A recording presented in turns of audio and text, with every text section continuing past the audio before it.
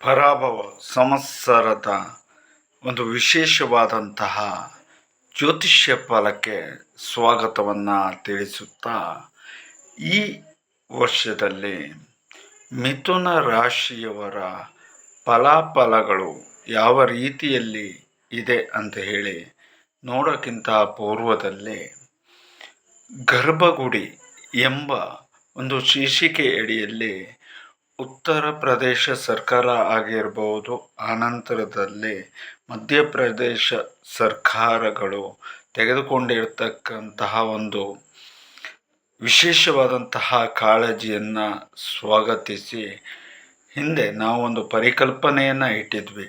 ಆ ಪರಿಕಲ್ಪನೆಯನ್ನು ಅವರು ರೂಢಿಯಲ್ಲಿ ತಂದಿರತಕ್ಕಂತಹದ್ದು ಹೆಮ್ಮೆ ಆದಂತಹ ವಿಚಾರ. ಯಾಕೆ ಅಂತ ಕೇಳಿದರೆ, ಮಕ್ಕಳಿಗೆ 7 ತಿಂಗಳ ನಂತರದಲ್ಲಿ, ಅಂದರೆ ತಾಯಿಯ ಗರ್ಭದಲ್ಲಿ ಇರುವಾಗಲೇ ಮಕ್ಕಳಿಗೆ ಜ್ಞಾನ, ತಿಳುವಳಿಕೆ, ಆನಂತರದಲ್ಲಿ ಧಾರ್ಮಿಕವಾದಂತಹ ಇದರ ಬಗ್ಗೆ ತಿಳಿಸುವಂತಹದ್ದು, ಆನಂತರದಲ್ಲಿ ಜೊತೆಯಲ್ಲಿ ದೈವಿಕವಾದಂತಹ ಶಕ್ತಿಯ ಬಗ್ಗೆ, ಆನಂತರದಲ್ಲಿ ಕೆಲವೊಂದು ಏನು ಭೂಮಂಡಲದಲ್ಲಿ ನಮ್ಮ ರಾಜರಾಗಿರ್ಬೋದು, ಹಿಂದಿನ ಗತವೈಭವವನ್ನು ಸಾರುವಂತಹ ಕಥೆಗಳಾಗಿರ್ಬೋದು, ಪುರಾಣ ಕಥೆಗಳಾಗಿರ್ಬೋದು, ಎಲ್ಲವೂ ಕೂಡ ಸತ್ಯವಾಗಿರುವುದರಿಂದಾಗಿ ಅದನ್ನು ತಿಳಿಸಿ, ಮತ್ತು ಅಷ್ಟೇ ಅಲ್ಲದೆ ಆದಷ್ಟು ಧ್ಯಾನಾದಿಗಳನ್ನು ಕಲ್ಪಿಸಿ ಕೊಡ್ತಾ ಇರತಕ್ಕಂಥದ್ದು. ಇದು ಮುಂದಿನ ಪೀಳಿಗೆಗೆ ತುಂಬಾ ಅನುಕೂಲಕರವಾದಂತಹ ಬೆಳವಣಿಗೆ. ಇದು ಬರೀ ಅಲ್ಲಷ್ಟೇ ಅಲ್ಲ, ಇಡೀ ನಮ್ಮ ಭಾರತದಾದ್ಯಂತ ಈ ಒಂದು ರೀತಿಯಾದಂತಹ ಸಂಸ್ಕಾರ ಹೇಳ್ತಕ್ಕಂಥದ್ದು ಉಂಟಾಗಬೇಕಾಗಿದೆ. ಇದಕ್ಕೆ ನಿಮ್ಮ ಎಲ್ಲರ ಸಹಕಾರವೂ ಕೂಡ ಅತಿ ಅವಶ್ಯಕವಾಗಿ ಬೇಕು. ಒಂದು ಸಣ್ಣ ಚಿಂತನೆಯನ್ನು ಮಾಡಿ ನೋಡಿ. ಮಿಥುನ ರಾಶಿಯಲ್ಲಿ ಜನಿಸಿರ್ತಕ್ಕಂಥವರ ಈ ವರ್ಷದ ಭವಿಷ್ಯದಲ್ಲಿ ಮೊದಲಿಗೆ 1-2 ತಿಂಗಳು ಮಾತ್ರ ಸ್ವಲ್ಪ ಏರುಪೇರತೆ ಸಮಸ್ಯೆ, ಆನಂತರದಲ್ಲಿ ಉದ್ಯೋಗದಲ್ಲಂತೂ ಶತ್ರುಗಳು ಮೇಲಿನ ಮೇಲೆ ತೊಂದರೆಯನ್ನು ಕೊಡ್ತಕ್ಕಂಥದ್ದು, ಹಣಕಾಸಿಗೆ ಸಂಬಂಧಪಟ್ಟಂತೆ ತುಂಬ ಒತ್ತಡ ಇತ್ಯಾದಿಗಳು ಉಂಟಾಗುವ ಎಲ್ಲ ಸಾಧ್ಯತೆಗಳು ಕೂಡ ಕಂಡು ಬರ್ತಕ್ಕಂಥದ್ದು. ಜೊತೆಗೆ ಕೆಲವೊಂದಿಷ್ಟು ಉದ್ಯೋಗ ಹೇಳ್ತಕ್ಕಂಥದ್ದು ಕೂಡ ಕುಂಟುತ್ತಾ ಸಾಗತ್ತೆ. ಅನಂತರದಲ್ಲಿ ಅವರ ವ್ಯಕ್ತಿತ್ವ ಗೌರವಕ್ಕೆ ಚ್ಯುತಿ ಬರುವ ರೀತಿಯಾದಂತಹ ನಡವಳಿಕೆಗಳು ಇತ್ಯಾದಿಗಳು ಕೂಡ ಆಗಿ ಒಂದಿಷ್ಟು ಸಮಸ್ಯೆಯನ್ನು ತಂದುಕೊಟ್ಟತ್ತೆ. ಅದರಿಂದಾಗಿ ಶಾರೀರಿಕವಾಗಿಯೂ ಕೂಡ ಇವರು ಪೀಡನೆಗೆ ಒಳಗಾಗ್ತಕ್ಕಂತಹ ಸಾಧ್ಯತೆಗಳು ತುಂಬಾ ಇರ್ತಕ್ಕಂಥದ್ದು. ಅನಂತರದಲ್ಲಿ ಯಾರ್ಯಾರು ಶ್ರದ್ಧಾ ಮತ್ತು ಭಕ್ತಿಯಿಂದ ವಿಶ್ವಾಂಬರನ ಅನುಗ್ರಹವನ್ನು ಪಡ್ಕೊಂಡು ದೈವಿಕವಾದಂತಹ ಶಕ್ತಿಯೇ ಎಲ್ಲವಕ್ಕೂ ಕೂಡ ಕಾರಣ ಎಂಬುದಾಗಿ ಯಾರು ಅರ್ಥೈಸಿಕೊಳ್ತಾರೋ ಅಂಥವರಿಗೆ ಪ್ರಗತಿ ಹೇಳ್ತಕ್ಕಂಥದ್ದು ಆಗ್ತಾ ಬರುತ್ತೆ. ಪೀಡನೆಗಳಿಂದ ಅವರು ಹೊರಗಡೆ ಬರ್ತಾರೆ, ಮನಸ್ತಾಪಗಳಿಂದ ಹೊರಗಡೆ ಬರ್ತಾರೆ.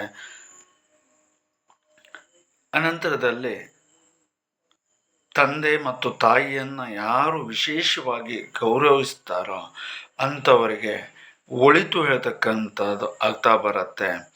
ಮನೆಯಲ್ಲಿ ಶಾಂತಿಯ ವಾತಾವರಣ ನೆಲೆಸುತ್ತೆ, ಕಷ್ಟಗಳಿಂದ ಹೊರಗಡೆ ಬರ್ತೀರಿ.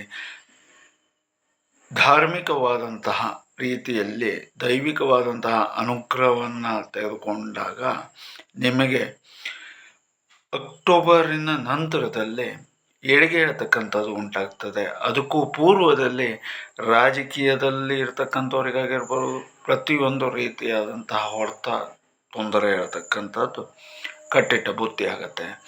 ಆನಂತರದಲ್ಲಿ ಅವರ ವ್ಯಕ್ತಿತ್ವದಲ್ಲಿ ಬದಲಾವಣೆಯನ್ನು ಮಾಡಿಕೊಂಡಾಗ ವಿಶ್ವಾಂಬರನ ಒಂದು ಅನುಗ್ರಹದಿಂದಾಗಿ ಅಥವಾ ದೈವಿಕವಾದಂತಹ ಒಂದು ಅನುಗ್ರಹದಿಂದಾಗಿ ಜೀವನದಲ್ಲಿ ಎಲ್ಲವೂ ಕೂಡ ಮಳೆ ಬರ್ತಾ ಇರುವಂತಹ ರೀತಿಯಲ್ಲಿ ಆಗ್ತಾ ಬರುತ್ತೆ.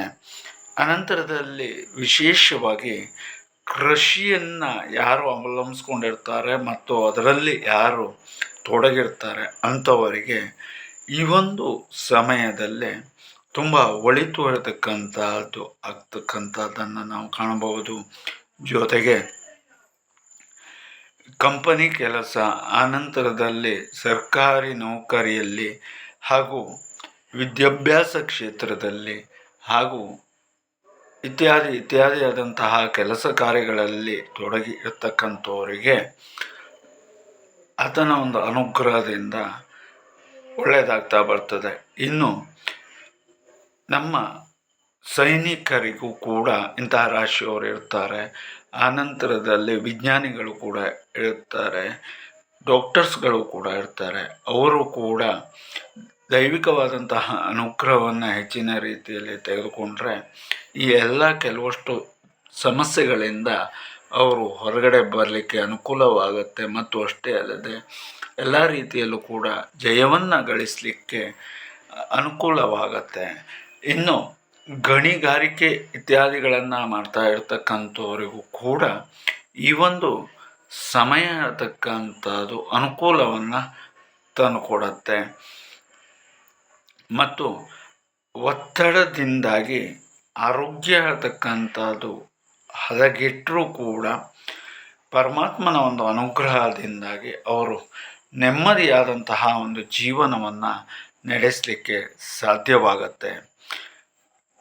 ಕೆಲಸ, ಶ್ರದ್ಧೆ, ಭಕ್ತಿ ಇವೆಲ್ಲವೂ ಕೂಡ ಇಟ್ಟುಕೊಂಡು ನೀವು ಕ್ರಿಯಾಶೀಲರಾಗಿ ಮುನ್ನುಗ್ಗಿದಾಗ ಎಲ್ಲ ಭಾಗ್ಯಗಳು ಕೂಡ ನಿಮಗೆ ದೊರಕತಕ್ಕಂಥದ್ದು. ಅದರಲ್ಲೂ ವಿಶೇಷವಾಗಿ ಆರೋಗ್ಯ ಭಾಗ್ಯ ಇತ್ತು ಅಂತ ಹೇಳಿ ಆದರೆ ಎಲ್ಲವೂ ಕೂಡ ಇದ್ದ ಹಾಗೆ. ಅನಂತರದಲ್ಲಿ ಜೀವನಕ್ಕೆ ಹಣವೂ ಬೇಕು, ಆರೋಗ್ಯವೂ ಬೇಕು, ಇತ್ಯಾದಿ ಎಲ್ಲವೂ ಬೇಕಾಗತ್ತೆ. ಮತ್ತು ಅಷ್ಟೇ ಅಲ್ಲದೆ ಈ ವ್ಯಕ್ತಿಗಳಿಗೆ ಸ್ವಲ್ಪ ಅನಾರೋಗ್ಯದ ಪ್ರಕೃತಿ ಇರುವುದರಿಂದಾಗಿ ನಾವು ಸ್ವಲ್ಪ ಒತ್ತು ಕೊಟ್ಟು ಮಾತಾಡಬೇಕಾದಂತಹ ಅನಿವಾರ್ಯತೆ ಬಂದಿರತಕ್ಕಂತಹದ್ದು. ಪೀಡೆ ಅಂತ ಹೇಳುವುದಾಗಿ ಅಥವಾ ತೊಂದರೆ ಅಂತ ಹೇಳುವುದಾಗಿ ಹೇಳಿದ್ವಿ. ಏನು ಅಂತ ನೋಡಿದಾಗ ಕೆಲವರಿಗೆ ನೇತ್ರಬಾಧೆ, ರಕ್ತದ ತೊಂದರೆ, ಆನಂತರದಲ್ಲಿ ಜ್ವರಗಳು ಬರ್ತಾ ಇರತಕ್ಕಂಥದ್ದು ಬಿಟ್ಟು ಬಂದು ಈ ಟೈಫಾಯ್ಡಿನ ರೀತಿಯಲ್ಲಿ ಉಂಟಾಗುವಂತಹ ಸಾಧ್ಯತೆಗಳು. ಅನಂತರದಲ್ಲಿ ಆರೋಗ್ಯಕ್ಕೆ ಕಫ ಹೇಳ್ತಕ್ಕಂಥದ್ದು ಕೂಡ ಇರ್ತಕ್ಕಂಥದ್ದು. ಅದು ಈಗಿನ ಅಲರ್ಜಿ ರೀತಿಯಾದಂಥದ್ದು ಅಂತ ಕರೀತೇವೆ. ಆ ರೀತಿಯಾದಂತಹ ಸಮಸ್ಯೆ ಹೇಳ್ತಕ್ಕಂಥದ್ದನ್ನು ಪರಿಹಾರವನ್ನು ನೀವು ಮಾಡಿಕೊಳ್ಳದೇ ಇದ್ದರೆ ಅದು ನಿಮ್ಮನ್ನು ಒಂದು ರೀತಿಯಾದಂತಹ ಒಣಗಿಸಿದ ಒಂದು ಹುಳಿ ಸೊಟ್ಟಿನ ಥರ ನಿಮ್ಮನ್ನು ಮಾಡುತ್ತೆ.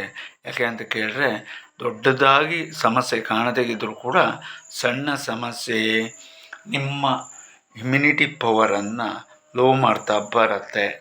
ಒಳಗಿನಲ್ಲಿ ಆ ಒಂದು ರೀತಿಯಾದಂಥ ರೋಗಾಣುವನ್ನು ಹೊಡೆದುಕೊಳ್ಳುವುದರಲ್ಲಿ ಅದು ನಿಶ್ಚಿತರಾಗ್ತದೆ. ಆಗುವುದರಿಂದ ನಿಮ್ಮ ಆರೋಗ್ಯ ಹೇಳ್ತಕ್ಕಂಥದ್ದು ಕ್ಷೀಣಿಸುವ ಸಾಧ್ಯತೆ ಇರತಕ್ಕಂಥದ್ದು. ಹಾಗಾಗಿ ಅದರಿಂದ ಹೊರಗಡೆ ಬನ್ನಿ ಅಂತ ಹೇಳುವಂತಹ ವಿಚಾರವನ್ನು ತಿಳಿಸುವಂತಹ ನಿಟ್ಟಿನಲ್ಲಿ ನಾವು ತಿಳಿದಾಗೆ ಹೇಳಿರುವಂತಹದ್ದು. ಅನಂತರದಲ್ಲಿ ಕೆಲವು ಶತ್ರುಗಳ ಬಾಧನೆ, ಅನಂತರದಲ್ಲಿ ಉದ್ಯೋಗದಲ್ಲಿ ನಿಮ್ಮ ಸಂಗಡದಲ್ಲಿ ಇರ್ತಕ್ಕಂತಹ ವ್ಯಕ್ತಿಗಳೇ ನಿಮಗೆ ಟೊಪ್ಪಿ ಹಾಕುವಂತಹ ಕೆಲಸವನ್ನು ಮಾಡ್ತಾರೆ. ಮತ್ತು ಅಷ್ಟೇ ಅಲ್ಲದೆ ಕೆಲವು ಹಿಂಬದಿಯಿಂದ ತುಂಬಾ ಪೆಟ್ಟುಗಳನ್ನು ಕೊಡ್ತಕ್ಕಂತಹ ಸಾಧ್ಯತೆಗಳು ಇರತಕ್ಕಂಥದ್ದು. ಹಾಗಾಗಿ ಉನ್ನತವಾದಂತಹ ಸ್ಥಾನದಲ್ಲಿ ಇರ್ತಕ್ಕಂತಹವರು ಸ್ವಲ್ಪ ಜಾಗರೂಕತೆಯಾಗಿ ಇರಿ. ಇನ್ನು ವಿದ್ಯಾರ್ಥಿಗಳಲ್ಲಿ ವಿಶೇಷವಾಗಿ ಪ್ರಗತಿ ಹೇಳ್ತಕ್ಕಂಥದ್ದು ಇರತಕ್ಕಂಥದ್ದು. ಮಾನಸಿಕವಾಗಿ ಅವರು ಆದಷ್ಟು ತೊಂದರೆಗೆ ಒಳಗಾಗದೇನೆ ಒಂದು ಪ್ರತಿ ದಿವಸ ಬೆಳಿಗ್ಗೆ ಎದ್ದ ತಕ್ಷಣದಲ್ಲಿ ನಾಮಸ್ಮರಣೆ ಇತ್ಯಾದಿಗಳನ್ನು ಮಾಡಿಕೊಳ್ಳುವುದರಿಂದ ಅವರ ವಿದ್ಯೆಗೆ ಪ್ರಗತಿ ಹೇಳ್ತಕ್ಕಂಥದ್ದು ಸಿಗ್ತಕ್ಕಂಥದ್ದು, ಜೊತೆಗೆ ಗ್ರಂಥ ಪುಸ್ತಕ ಆನಂತರದಲ್ಲಿ ಇತ್ಯಾದಿಯಾದಂತಹ ಒಂದು ದೈವಿಕವಾದಂತಹ ರೀತಿಯಾದಂತಹ ಕೆಲಸ ಕಾರ್ಯಗಳಲ್ಲಿ ಇವರು ಹೆಚ್ಚಿದಾಗಿ ತೊಡಕೊಂಡ್ರೆ ಇನ್ನೂ ಉತ್ತಮವಾದಂತಹ ದನ್ನು ಇವರು ಪಡೆಯಲಿಕ್ಕೆ ಸಾಧ್ಯತೆ ಇರತಕ್ಕಂಥದ್ದು. ಇನ್ನು ವಿವಾಹ ಆಗದೇ ಇರತಕ್ಕಂಥವರಿಗೆ ವಿವಾಹ ಯೋಗ ಇರತಕ್ಕಂಥದ್ದು ಕೂಡಿ ಬರುವ ಸಾಧ್ಯತೆಗಳು ಇರತಕ್ಕಂಥದ್ದು, ಜೊತೆಗೆ ಕೆಲಸವನ್ನು ಹುಡುಕ್ತಾ ಇರ್ತಕ್ಕಂತಹರು ಅಥವಾ ಕಲಿತು ತಮಗೆ ಏನೂ ಕೆಲಸ ಸಿಕ್ಕಿಲ್ಲಪ್ಪ ಅಂತೇಳಿ ಚಿಂತನೆಯನ್ನು ಮಾಡ್ತಾ ಇರ್ತಕ್ಕಂಥವರಿಗೆ ಕೆಲಸ ಇರತಕ್ಕಂಥದ್ದು ಆಗುವಂಥದ್ದು. ಆನಂತರದಲ್ಲಿ ಕೆಲವರು ತಾನು ಎಷ್ಟೇ ಕಷ್ಟವನ್ನು ಪಟ್ಟರೂ ಕೂಡ ತಮ್ಮನ್ನು ಯಾರೂ ಗುರುತಿಸ್ತಾ ಇಲ್ಲ ಇನ್ನೊಂದು ಅಂತ ಹೇಳ್ತಕ್ಕಂಥವರಿಗೆ ಎಲ್ಲರಿಗೂ ಕೂಡ ವರ್ಷದ ಕೊನೆಯಲ್ಲಿ ಈ ಎಲ್ಲ ಕೆಲಸ ಕಾರ್ಯಗಳು ಕೂಡ ಆಗುವ ಸಾಧ್ಯತೆಗಳು ಇರತಕ್ಕಂಥದ್ದು. ಮತ್ತು ಅಷ್ಟೇ ಅಲ್ಲದೆ ಕೆಲವರು ಮನೆಗಳನ್ನು ನಿರ್ಮಾಣವನ್ನು ಮಾಡ್ಕೊಂಡಿರ್ತಾರೆ, ಇನ್ನೊಂದಾಗಿರುತ್ತೆ. ಏನು ಮಾಡಿದರೂ ಒಂದು ಗೃಹ ಪ್ರವೇಶ ಮಾಡ್ಕೊಂಡು ಆ ಮನೆಯನ್ನು ಉದ್ಘಾಟನೆ ಮಾಡ್ಕೊಳ್ಳಿಕ್ಕೆ ಆಗೋದಿಲ್ಲ. ಅಂತಹ ರೀತಿಯಾದಂತಹ ಸಮಸ್ಯೆಗಳಲ್ಲಿ ಇರ್ತಕ್ಕಂಥವ್ರಿಗೂ ಕೂಡ ಪ್ರವೇಶವನ್ನು ಮಾಡುವಂತಹ ಯೋಗ ಹೇಳ್ತಕ್ಕಂಥದ್ದು ಕೂಡಿ ಬರುತ್ತೆ.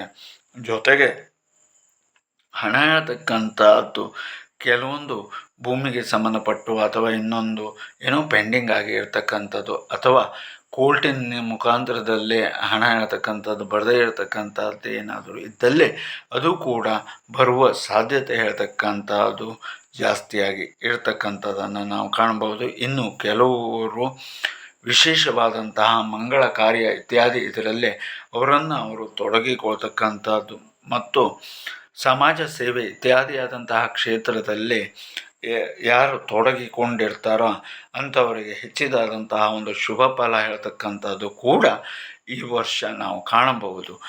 ಮೇಲ್ನೋಟದಲ್ಲಿ ಇವಿಷ್ಟು ಈ ವರ್ಷದಲ್ಲಿ ನಡೀತಕ್ಕಂತಹ ಒಂದು ಸೂಕ್ಷ್ಮವಾದಂಥ ಫಲ. ಹಾಗಾಗಿ ಪ್ರತಿಯೊಂದು ವಿಚಾರಕ್ಕೂ ಕೂಡ ದೈವ ಸಂಕಲ್ಪ ಬೇಕೇ ಬೇಕು. ಆ ರೀತಿಯಲ್ಲಿ ಇದ್ದರೆ ಮಾತ್ರ ಒಳಿತನ್ನು ನಾವು ಕಾಣಲಿಕ್ಕೆ ಸಾಧ್ಯ. ಹಾಗಾಗಿ ಈ ಒಂದು ಗರ್ಭಗುಡಿಯ ವಿಚಾರ ಹೇಳ್ತಕ್ಕಂಥದ್ದನ್ನು ಏನು ನಾವು ಮಾತಾಡಿದ್ವಿ ಅದು ಮಧ್ಯದಲ್ಲಿ ಬಿಟ್ಟಿರ್ತಕ್ಕಂಥದ್ದು ಅಥವಾ ನಾನಾ ರೀತಿಯಾದಂಥ ಸಮಸ್ಯೆಗಳಿಗೆ ಗುರಿಯಾಗಲಿಕ್ಕೆ, ಅನಂತರದಲ್ಲಿ ಮಕ್ಕಳು ದಾರಿಯನ್ನು ತಪ್ಪಲಿಕ್ಕೆ, ದುರ್ಚಟಗಳಿಗೆ ಬೀಳಲಿಕ್ಕೆ, ಅನಂತರದಲ್ಲಿ ಕೆಲವೊಂದು ಇಷ್ಟು ಸಮಸ್ಯೆಗಳಲ್ಲಿ ಸಿಲುಕೊಳ್ಳಿಕ್ಕೆ ಎಲ್ಲ ಮುಖ್ಯ ಕಾರಣ ಏನು, ಅಥವಾ ಒಂದು ಕೊಲೆಗಡಕ ಆಗಲಿಕ್ಕೆ ಅಥವಾ ಇನ್ನೊಂದು ರೀತಿಯಲ್ಲಿ ಹೆಚ್ಚಿನದಾಗಿ ಆಗಲಿಕ್ಕೆ ಕಾರಣ ಅವರಿಗೆ ಸಂಸ್ಕಾರ ಹೇಳ್ತಕ್ಕಂಥದ್ದೇ ಸರಿಯಾಗಿ ಇಲ್ಲದೆ ಇರುವುದರಿಂದಾಗಿ ಈ ರೀತಿಯಾದಂತಹ ಸಮಸ್ಯೆಯನ್ನು ನಾವು ನೋಡ್ತಾ ಇದ್ದೇವೆ ಅಥವಾ ಕಾಣಲಿಕ್ಕೆ ಸಿಗ್ತಾ ಇರತಕ್ಕಂಥದ್ದು. ಹಾಗಾಗಿ ಗರ್ಭಗುಡಿಯಲ್ಲೇ ಸಂಸ್ಕಾರಾದಿಗಳು ಆದವಾಗ ಮುಂದಿನದಾದಂತಹ ಜನರಲ್ಲಿ ಅದು ಒಂದು ಉತ್ಸಾಹವನ್ನು ಹಾಗೂ ಅಂತಹ ದುರ್ಚಟಾದಿಗಳಿಂದ ವಿಮುಕ್ತಿಯನ್ನು ಪಡೆಯುತ್ತೆ ಮತ್ತು ಜೊತೆಗೆ ಅವರು ದೈವಿಕವಾದಂತಹ ಶ್ರದ್ಧೆ ಮತ್ತು ಭಕ್ತಿಯನ್ನು ಹೊಂದಿ ನಡೆಯುವುದರಿಂದಾಗಿ ಅವರಿಗೆ ಜೀವನದಲ್ಲಿ ಎಷ್ಟೋ ಕಷ್ಟಗಳು ಮಂಜಿನ ಹನಿಯ ರೀತಿಯಲ್ಲಿ ಪಾರಾಗಿ ಒಳಿತನ್ನು ಅವರು ಮಾಡಲಿಕ್ಕೆ, ಒಳಿತನ್ನು ಕಾಣಲಿಕ್ಕೆ, ಅನಂತರದಲ್ಲಿ ಅಭಿವೃದ್ಧಿದಾಯಕವಾಗಿ ಇರಲಿಕ್ಕೆ ಅದು ತುಂಬ ಅನುಕೂಲಕರವಾಗತ್ತೆ. ಮತ್ತು ಅಷ್ಟೇ ಅಲ್ಲದೆ ಇಲ್ಲಿ ನಾವು ಚಕ್ರವ್ಯೂಹದಲ್ಲಿ ಸಿಲುಕಿರತಕ್ಕಂತಹ ಅಭಿಮನ್ಯುವಿನ ಕಥೆಯನ್ನು ಒಂದು ಸಾರಿ ನೆನಪು ಮಾಡಿಕೊಂಡ್ರೆ ಗೊತ್ತಾಗತ್ತೆ. ಅಭಿಮನ್ಯು ತಾಯಿಯ ಗರ್ಭದಲ್ಲಿದ್ದಾಗ ಶ್ರೀಕೃಷ್ಣ ಪರಮಾತ್ಮ ಆಕೆಗೆ ಕಥೆಯನ್ನು ಹೇಳ್ತಾನೆ. ಆದರೆ ಕೊನೆಯಲ್ಲಿ ಅದರಿಂದ ಹೆರಿಗೆ ಬೀಳುವುದು ಹೇಗೆ ಅಂತ ಹೇಳುವಲ್ಲಿ ತನಕ ಕಾರಣಾಂತರದಿಂದ ನಿಂತೋಗ್ಬಿಡುತ್ತೆ. ಹಾಗಾಗಿ ಅವನು ವೀರಾವೇಶದಿಂದ ಹೋರಾಡಿ ಕೊನೆಯಲ್ಲಿ ಹಸು ನೀಗಿದರೂ ಕೂಡ ಅವನು ವಿಜಯಶಾಲಿನೇ. ಯಾಕೆ ಅಂತ ಕೇಳಿದರೆ ಒಳ ನುಗ್ಗಿ ಶತ್ರುಗಳನ್ನು ಸೆರೆಬಡಿದು ವೀರತ್ವ ಮರಣವನ್ನು ಅಪ್ಪಿಡ್ತಾನೆ. ಆ ರೀತಿಯಲ್ಲೇ ಪ್ರತಿಯೊಂದು ನಮ್ಮ ಭಾರತದ ಯೋಧರಾಗಿರ್ಬೋದು, ವ್ಯಕ್ತಿಗಳಾಗಿರ್ಬೋದು ಆಗಬೇಕು. ಮತ್ತು ಈ ಒಂದು ಅನಾರೋಗ್ಯ ಎಂಬಂತಹ ಪೀಡನೆಯನ್ನು ಏನು ಉಂಟು ಮಾಡಿಕೊಳ್ತಾ ಇದ್ದಾರೆ, ಇದರಿಂದ ಆದಷ್ಟು ಹೊರಗಡೆ ಬಂದು ಎಲ್ಲರೂ ಕೂಡ ಕ್ಷೇಮದಿಂದ, ಮತ್ತು ಅಷ್ಟೇ ಅಲ್ಲದೆ ಏನೇ ಬಂದರೂ ಕೂಡ, ಯಾವ ಸವಾಲೇ ಬಂದರೂ ಕೂಡ ಎದುರಿಸುವಂತಹ ಧೈರ್ಯದಿಂದ ಮುನ್ನುಗ್ಗುವಂತಾಗಬೇಕು ಅಂತ ಹೇಳ್ತಕ್ಕಂಥದ್ದು ಶಿವ ಸಂಕಲ್ಪ ಮಸ್ತು.